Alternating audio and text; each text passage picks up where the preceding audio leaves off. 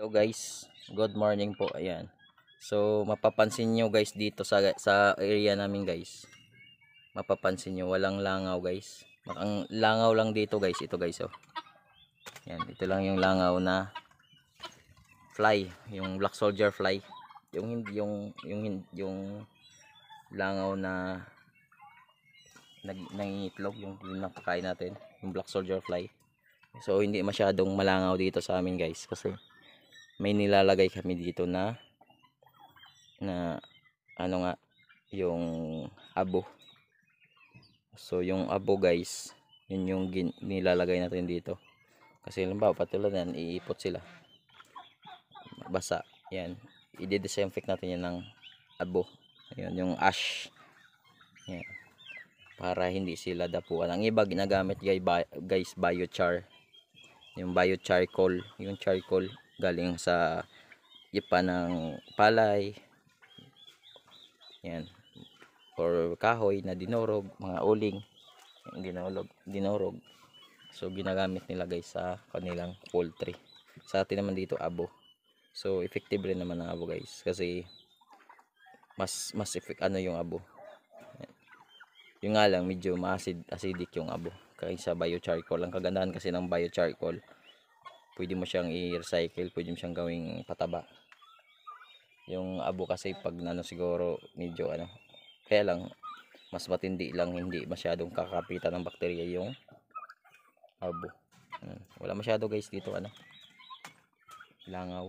Ayan, kahit andyan hindi, wala siyang langaw. Madali siyang guys natutuyo kasi open area naman, tsaka pinapalagyan lagi natin yan ng abo guys para siyempre iwas magkasakit yung mga alaga natin.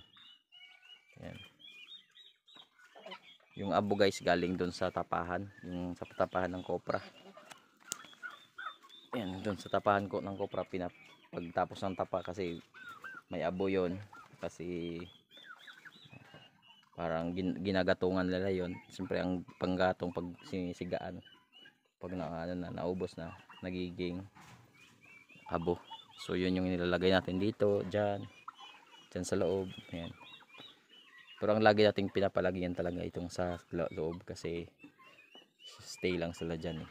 So pinapalagyan natin yan lagi para maiwasan natin yung mga bad bacteria. Ayan. Okay, so minam na sila guys. Natin. Tsaka malaging malinis yan guys yung natin. Malagi dapat malinis. So yun yung pinaka iniiwasan natin. So hindi natin meron tayong tagalinis yan. Ayan. Ayan.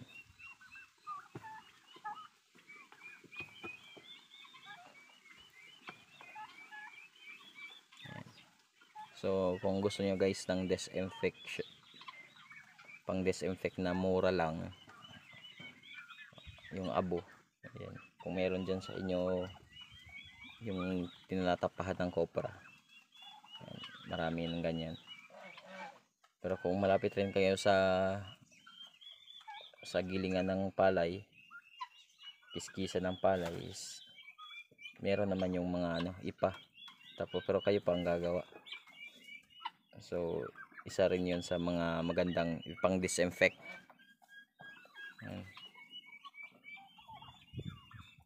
Yung iba guys nandyan sila. Ayan. Yan, hindi ko talaga yan pinaputol yung puno para kung andyan sila sa ilalim meron silang silungan guys. So, hindi natin pinaputol yan guys. Andyan sila guys sa ilalim. Yan lang guys. Yan. Kahit dito guys wala kayong makikita masyadong tangaw kasi nga lagi siyang tuyo dyan kasi nilalagyan ng abo. Yan lang guys, happy farming, bye bye guys. Dito tayo kumukuha guys ng ng abo. Yan. Yan, dito tayo kasi dyan ang tapahan ng kopra. Dito tayo kumukuha ng abo. Yan, ito yung ginagamit dyan. Ayan yung abo, kinukuha natin yan. Yan, pinalagay natin sa sako, tapos dadalhin doon sa pabuhan. Kasi scattered siya doon sa may mga, lalo na sa may mga ipot. Yan. Kasi dito, tapahan yung kopra din na dry. Yan, dry. Lalatag yung kawayan. Diyan.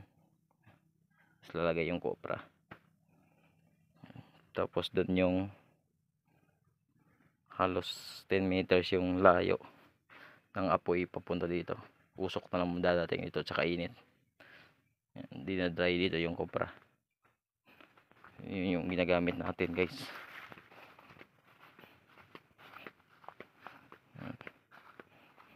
Yung gamit natin na pang disinfect. Ayan. Lapitan natin.